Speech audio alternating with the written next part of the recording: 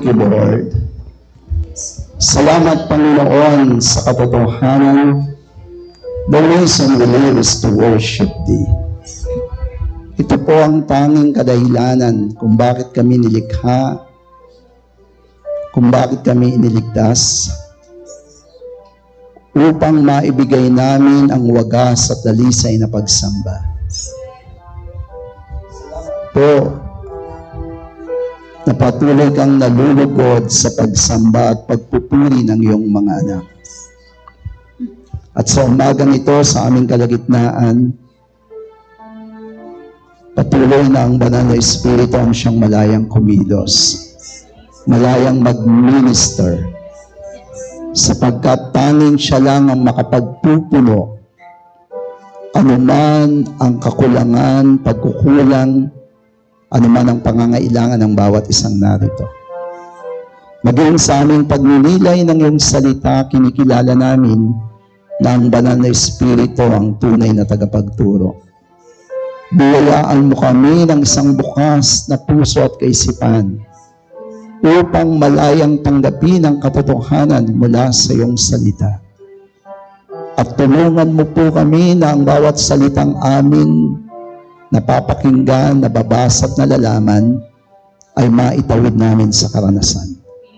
Panginoon, maraming salamat at marapat lang na ibalik po sa iyo lahat ng papuri at pagsamba.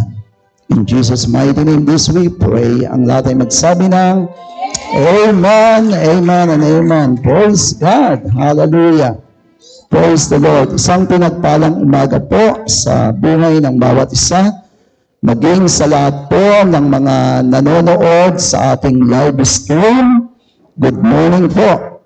Praise God. Tayo po ay nasa unang linggo sa ating team na Arise and Build a God-Exalting Church. Patungkol po sa Iglesia ng Panginoon ang ating tatalakayin. Nahinango po in the book of John, chapter 3. Ang binigay na talata ay verse 30, pero simulan po natin sa verse 27. John answered, "A person cannot receive even one thing unless it is given him from heaven. You yourselves bear me witness that I said, I am not the Christ, but I have been sent before him. The one who has the bride is the bridegroom. The friend of the bridegroom who stands and hears him rejoice greatly at the bridegroom's voice. Therefore, this joy of mine is now complete. He must increase, but I must decrease." May the good Lord bless the reading and studying of His Word. Sa umagang ito, ang topic na ating pagninilay-nilayan ay aking pinamagatang Church Central Focus. Ito po yung ating primary goal o yung tinatawag na main objective. Dapat maging malinaw po ito sa Iglesia ng Panginoon. Ito man ay individually, corporately, dapat maging malinaw ano yung ating central focus, ano yung ating primary goal, ano yung ating main objective. At walang iba kundi ang ating theme, exalting God. Dapat nating itaas ang Diyos sa ating buhay. Sabi nga ng Biblia, whether ye eat or you drink and whatever we do, do it for the glory of God. Ito yung primary goal. Na ang Diyos ang siyang maitaas at tayo po ay patuloy na maibaba. Amen? Kaya po sa anumang pagtitipon, ang pinakasikat, walang iba kundi ang Panginoon. Wala pong sikat sa ganitong pagtitipon maliban sa ating Panginoon. Amen. The church's main objective is to uplift God through our activities, fellowship, services, and lifestyle. Dapat maitaas ang Panginoon sa ating mga activities, fellowship, sa ating mga services, sa ating mga paglilingkod, at maging sa ating pamumuhay. Dapat ang Diyos ang siyang naitataas. Ang Diyos ang siyang napaparangalan. Hindi ang ating mga sarili. Ano man ang ating mga accomplishment, ano man ang ating mga naabot, sa kabila ng lahat ng iyon, ang papuri at parangal ay para sa Panginoon.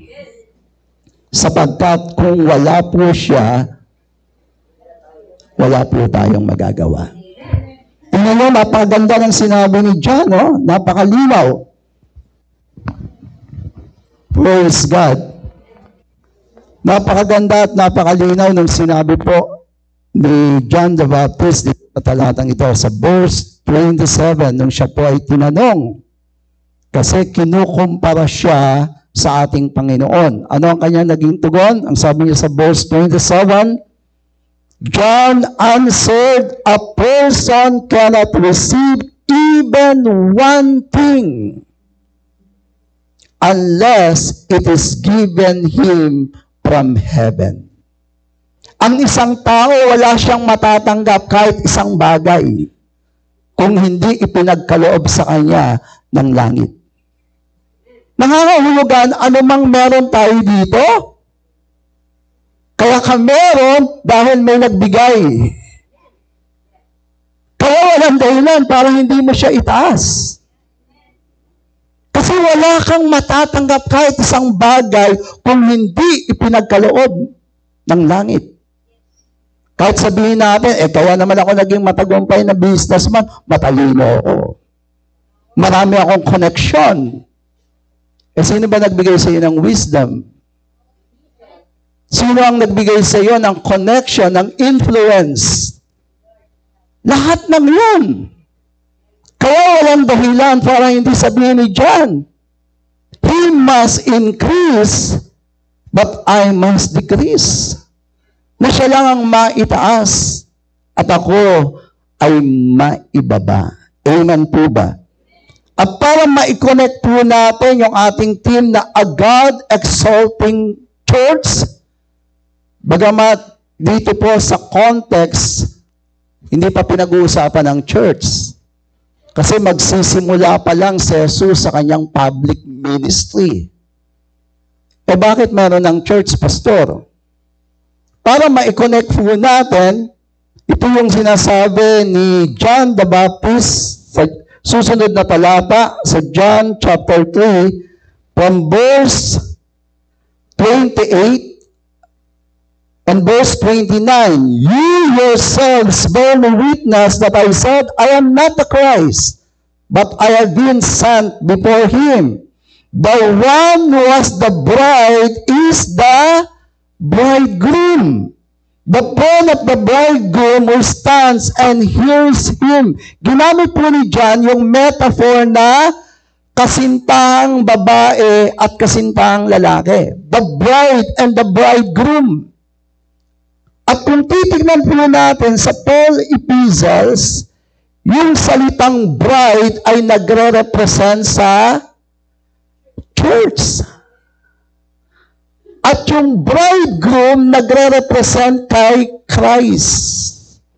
Kaya nga magkakaroon ng kasalan doon sa kalangitan. Ayun ang sinasabi rin po ng Book of Ephesians at ng mga epistles ni Paul. Kaya dito natin maiko-connect yung team natin, A God Exalting Church. Kaya bakit isinama ko sa aking introduction? Symbolizes by John's metaphor of Christ as the bridegroom and the church as the bride. Amen po ba? Praise God. Tatlong letters silang po ang ating pag-uusapan. Una, yung tinatawag na church concern. Ano po ba yung tungkulin ng iglesia? At ano ang naging tungkulin ni John sa kanyang kapanahunan? Letter A, preparing the coming of Christ.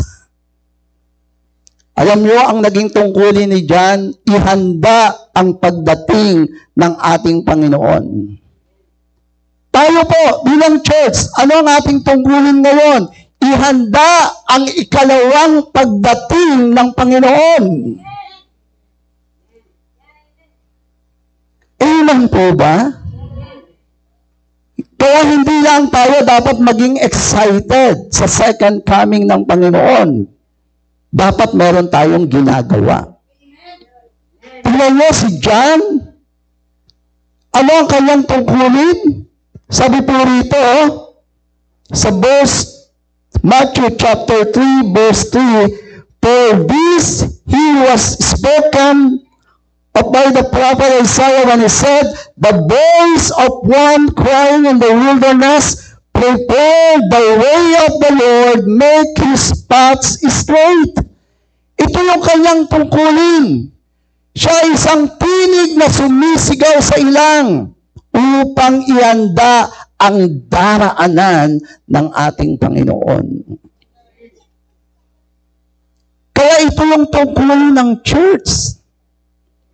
Hindi lang tayo tumatanggap ng mga blessing ng Panginoon, kundi ina-advance natin ang kanyang kaharian dito sa lupa. Kaya preparing the coming of Christ. Kasi kapag hindi natin naihanda ang pagdating ng Panginoon, sabi nga ni T.L. Osborne, hanggang merong isang kaluluwa na hindi nakakarinig ng salita ng Diyos dahil sa kanya, hindi babalik si Jesus. Dahil sa isang kaluluwang yon. Kasi ang isang kaluluwa ay napakahalaga sa Panginoon. Kaya tingnan niyo sabi ng Mark 8:36, what shall a profit a man if he shall gain the whole world and suffer his soul to hell forever? Kaya yun po ang dapat gawin ng simbahan, preparing the coming of Christ. At sa paanong paraan, proclaiming the gospel. The good news. Capital G. Kasi meron naman pong good news and bad news sa mundong ito. Diba? Yun ang reality. Merong good news and bad news. Kapag yung anak natin ay graduate, good news yun. O lalo na, kung with flying colors, cum laude, magna cum laude, wow, good news yun. Pero kapag ang isang negosyo ay nalugi, bad news yun. Diba? Yun ang mundo. Meron pa nga, hindi lang bad news, meron pang worse news.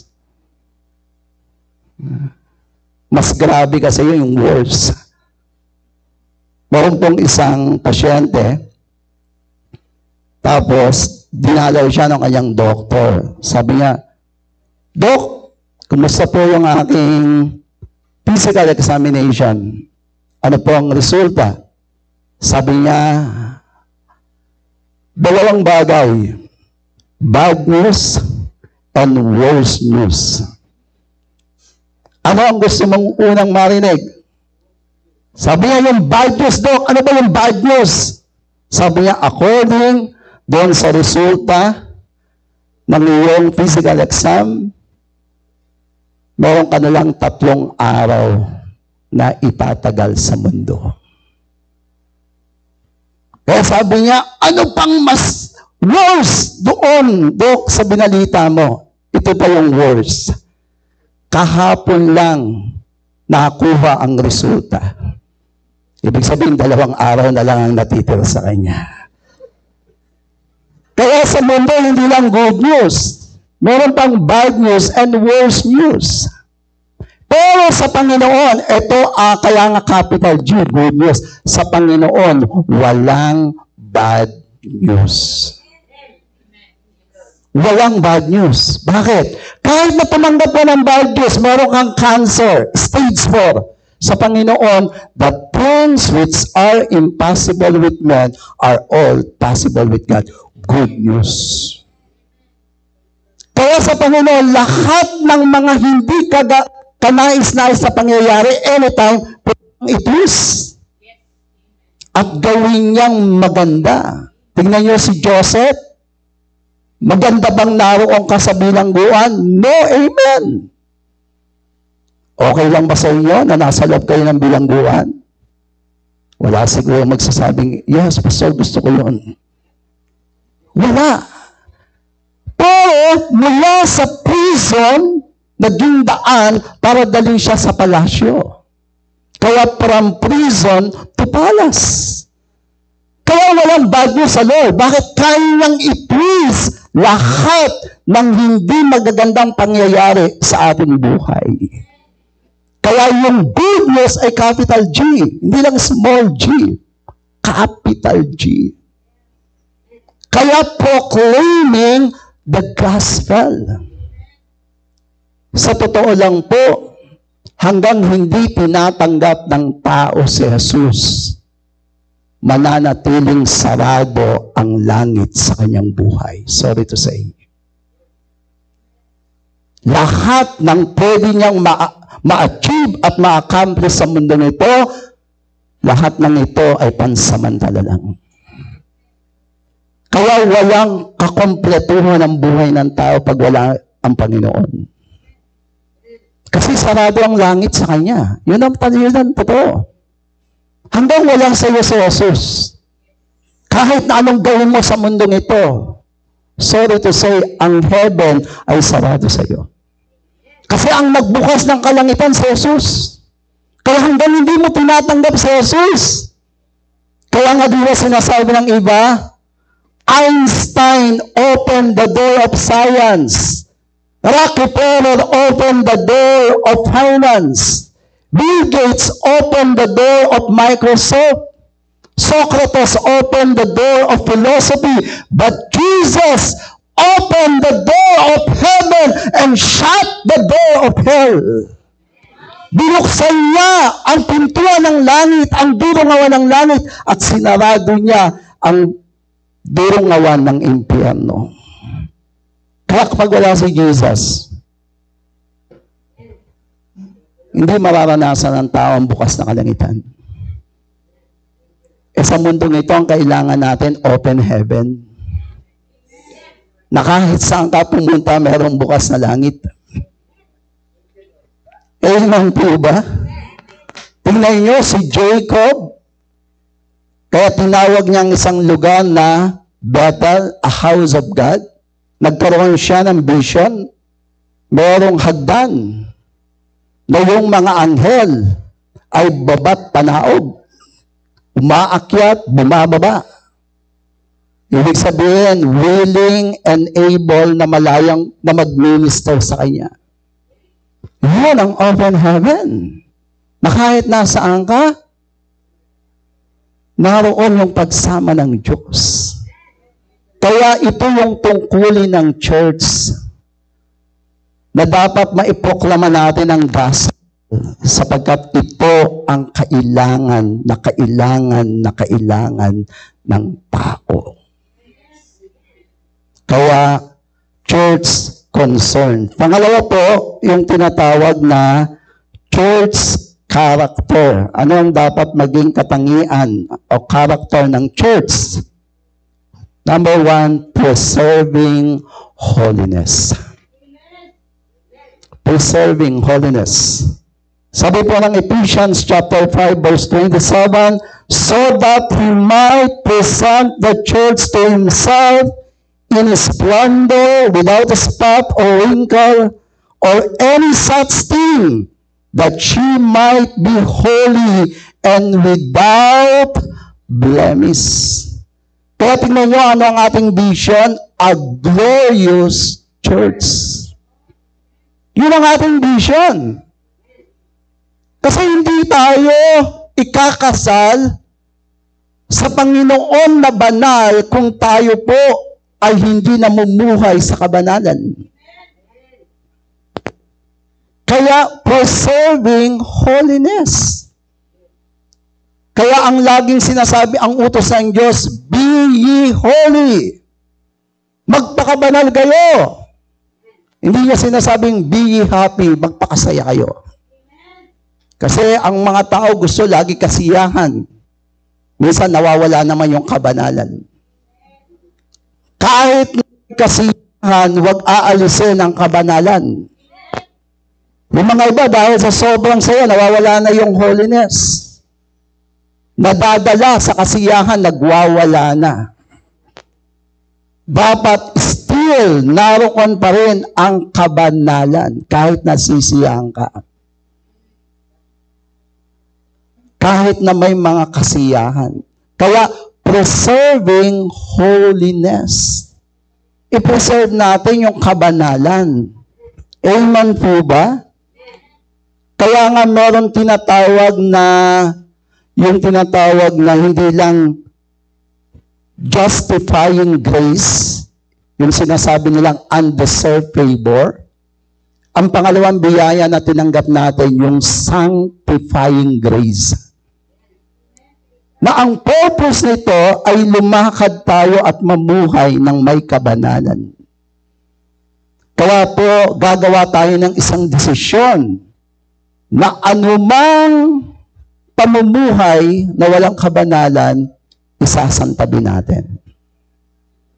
Kaya preserving holiness. Pangalawa po, yung tinatawag na performing your calling. Gampanan natin yung ating pagkakatawag. According sa Hebrews 3 verse 1, therefore, holy brothers, you who share in a heavenly calling, consider Jesus the apostle and high priest of our confession. Ano yung pagkakatawag mo? Heavenly. Heavenly calling. Kaya bakit sinabi po ni Apostol Pablo, no? Na yung kanyang pagkakatawag ay high calling. I press toward the mark for the prize of the high calling. Bakit mataas yung pagkakatawag? Kasi nga heavenly yun. Di ba sabi ng Panginoon, you have not chosen me, but I have chosen you. Sinong pumili sa'yo? Ang Panginoon. Hindi ang sino man. Ang Lord ang pumili sa'yo. Kaya yung pagkakatawag natin, heavenly. Kaya dapat gampanan natin.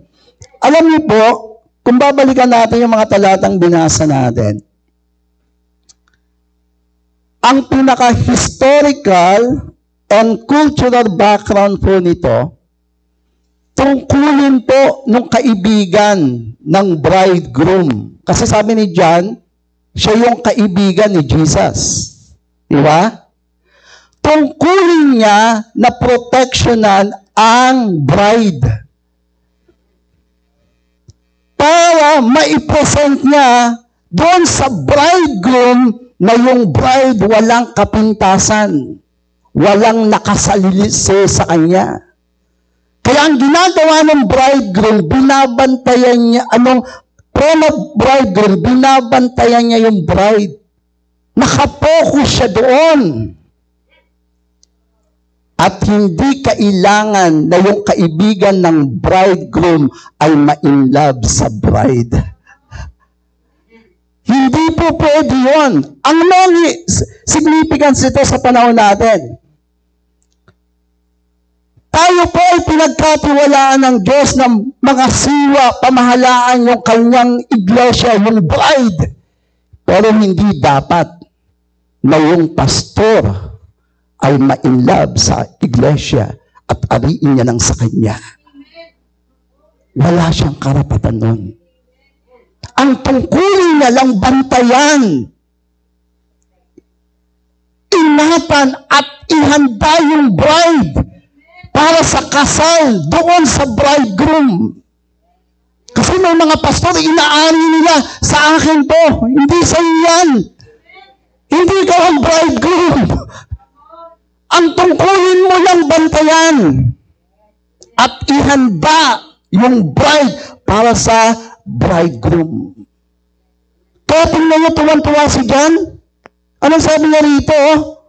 Napakaganda ng sinabi niya. The one who has the bride is the bridegroom. The friend of the bridegroom who stands and hears him rejoice greatly of the bridegroom's voice. Therefore, this joy of mine is now complete. Kasi nagawa niya yung tungkulin niya. Kaya po mga pastor, hindi po nyo dapat ariin yung iglesia. Hindi kayo ang bridegroom. Kasi may mga pastor sinasabi, hindi, akin to. Akin to. Nakikipag-away pa. Hindi sa iyo yan. Ang tungkulin mo, magbantay. At ihanda yung bride para sa bridegroom. Kaya, performing your calling. Kung saan ka tinawag, gawin mo lang. Si John, alam niya lang ang calling niya. Kaya bakit niya sinabing, he must increase, but I must decrease. Alam niya yung calling niya. Kaya sinasabi ng mga disciple niya, Sir, yung binautismo mo, sikat na sikat kaysa sa iyo.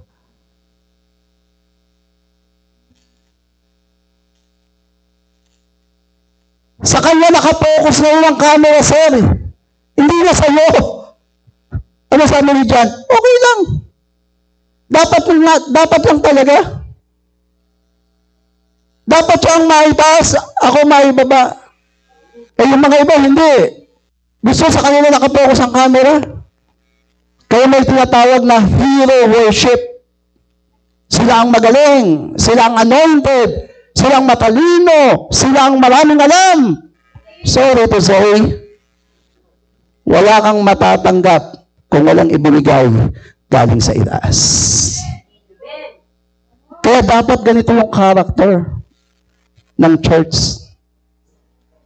Walang yabang na dapat ipanganak sa puso ng bawat mananampalataya. At ang pangatlong letter C po, yung tinatawag na Christ Church Commitment. Ano po yung pinaka-commitment natin? First, purposely exalting Christ. Pag sinabing purposely, intentionally, na itaas natin ang Panginoon. Kaya bakit sinabi dito, He must increase, but I must decrease. Nais ko lang pong i-lay down yung foundation, no? Bakit nasabi ito ni John? Pag tingnan lang natin, why? Because He surpasses all. Ano sabi ni John sa verse 31? He who comes from above is above all. Pero pa bang tataas yung galing sa itaas? Kaya mo pa bang higitan yun? Siya na galing sa taas, ikaw na nasa ibaba, kaya mo bang higitan yun? Kaya napakalinaw kay John yun. He surpasses all. He who comes from above is above all. Pangalawa po, anong sabi niya? Verse 32, letter A, He bears witness to what he has seen and heard. His message is first-hand and direct. Alam niyo, lahat ng message sa atin, second-hand na lang. Ang first-hand, ang Panginoon. Siya ang anak. Tayo ay binigyan lang ng karapatang maging anak. Tapos hihigitan mo yung tunay na anak. Binigyan ka na nga ng karapatan, gusto mo pang higitan yung anak. Wala sigurong ganon. Diba? Kaya bakit sinabi ni John, He must increase, but I must decrease. Kilala niya kung sino ang Panginoon. Pangatlo, sabi niya, verse 34, for he whom God has sent utters the words of God, for his gives the Spirit without measure. He's overflowing with the Holy Spirit. Yung anak, ang kanyang anointing unmeasurable. Nag-o-overflow ang Holy Spirit sa atin. Minsan tinamsik lang. Alam niyo yung tinamsik? Nausikan ka lang. Piling mo, ang galing-galing mo na. Usik pa lang yun, ha? Eh yung nag-o-overflow, sa kabila ng full of humility, napaka-meek, napaka-amo, ikaw na nakatinamsik lang, feeling mo parang, wow, ibang klase, ha? Napaka-anointed ko. Grabe.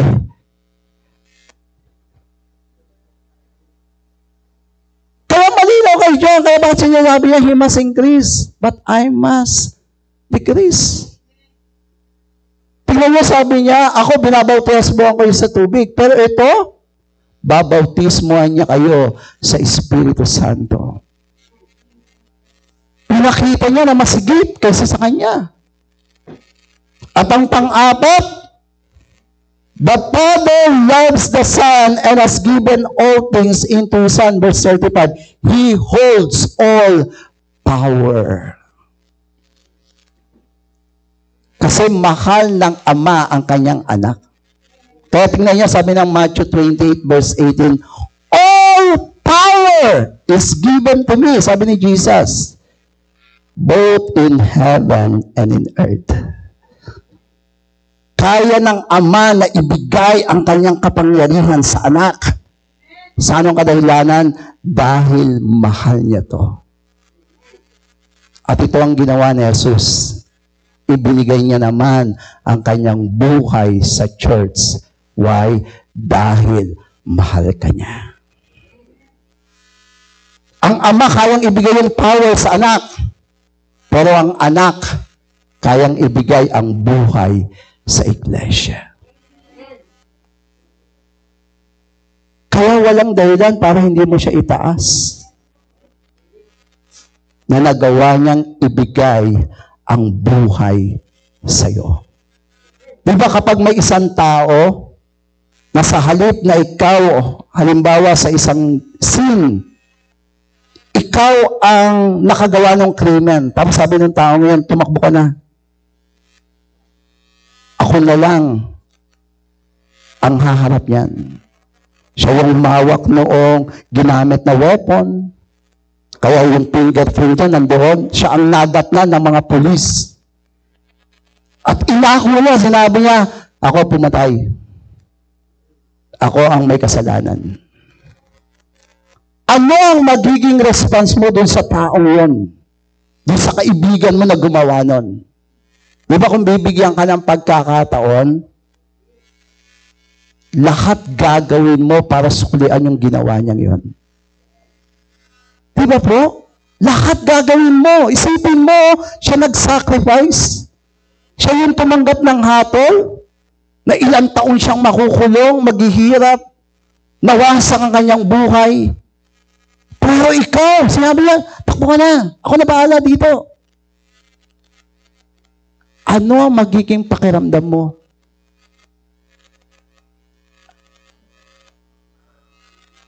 Diba? Lahat ay gagawin mo para sa Kanya. Para kahit sa maliit na paraan, masuklian mo yon. Mga kapatid, higit doon ang ginawa ni Jesus. Higit doon. Yung kanyang fellowship sa Ama, dumating sa punto, nagkaroon ng broken fellowship. Hindi relationship, fellowship. Kasi for the first time, ang Ama tumalikod sa Kanya. Sa Garden of Gethsemane, sabi niya, ang aking kaluluwa ay namamanglaw. Nakakadama ako ng kalungkutan. Yung pag-minister ng mga angels sa kanya ay nakahold. Nung siya'y nasa Cross of Calvary. At lahat ng iyon ay nangyari dahil sa iyo at sa akin. Para ang pag-minister ng anghel sa atin ay hindi ma-hold. Siya na ang nakaranas namin. At dahil sa kanyang ginawa, ang mga anghel ngayon ay malayang nag-minister sa iyo, sa bawat isa sa atin na narito. Amen?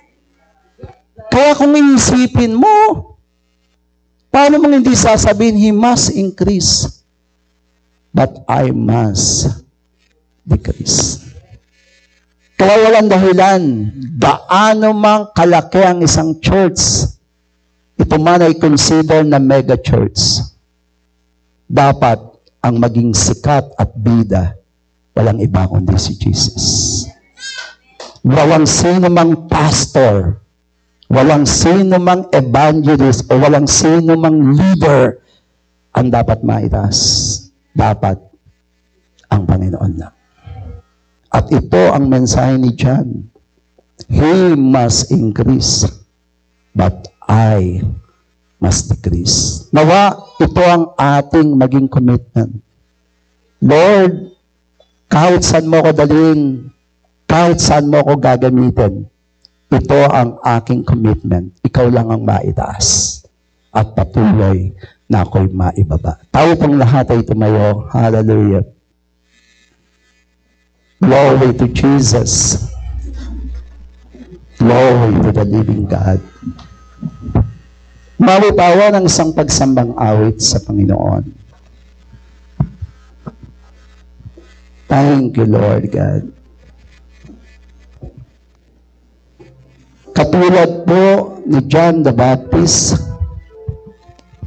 kami po, Panginoon, ay binigyan mo ng tungkulin para pangalagaan, ihanda ang iyong iglesia. Tulungan mo po kaming magampanan ito. Tulungan mo po kaming hindi ma-inlove sa church, sapagkat hindi ito para sa amin. Ito ay para sa iyo. Tulungan mo po kaming ang maging kasiyahan namin kapag nagawa namin ang aming tungkulin. At maiharap sa iyo ang iglesia, Panginoon, na yung pakakasalan na walang kapintasan. O salamat sa pribileyo na maging daluyan ng iyong pagpapala, ng iyong himala, maging daluyan ng iyong mabuting balita na maranasan ng mga tao. Let's sing this great song. Nais kong umawit, O Diyos, para sa iyo. Hallelujah. Upang maipadama Amen, Lord. ang pag-ibig ko. Nais kong ikaw ang maging bukang bibig. ang pangalan mo. Ang pangalan mo ang laging maririnig. Oh, hallelujah. Yes, Lord God. Nais kong umawit, O Diyos, para sa iyo. Upang maipahayag. Upang maipadama Amen. ang pag-ibig Nais ko. kong Nais kong ikaw Hallelujah. ang maging bukang Ang bibig. pangalan mo. Ang pangalan mo ang laging maririnig.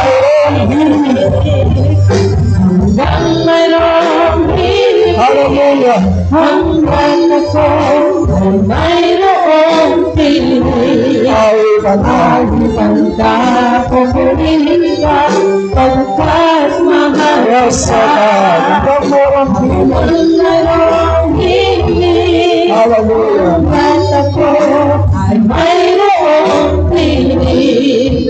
Alipan ka, pupurihin ka, pagkat mahal kita. Thank you, Lord. Pagkat mahal kita. Hallelujah. Yes, Lord. Ikaw taglay. Amen.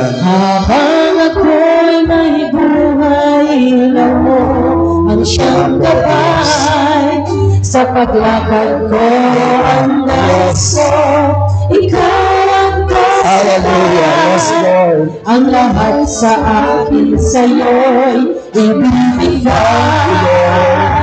Thank you, Jesus. Nais ko sa puso, ikaw ang taglay. Habang ako'y may buhay, ilaw ko ang siyang Ito ang aming panalangin at sa pagsama. paglakad ko ang nais ko. Hallelujah. Ikaw ang kasabay. Yes, Lord. Ang lahat sa akin sa'yo'y Sa inyong magkakaroon at ang mayroong himig. hanggang mayroong hilig.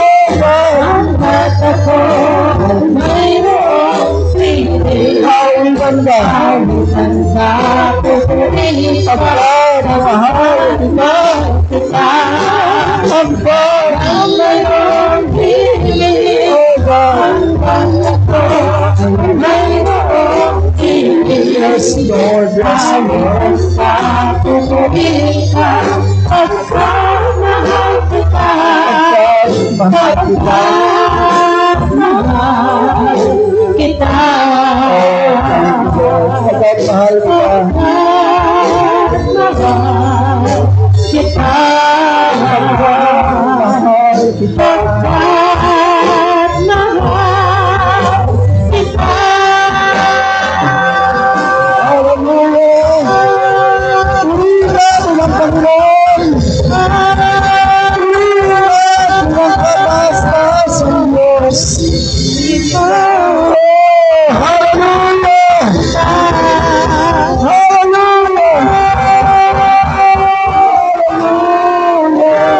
Hallelujah. Oh God, salamat Panginoon.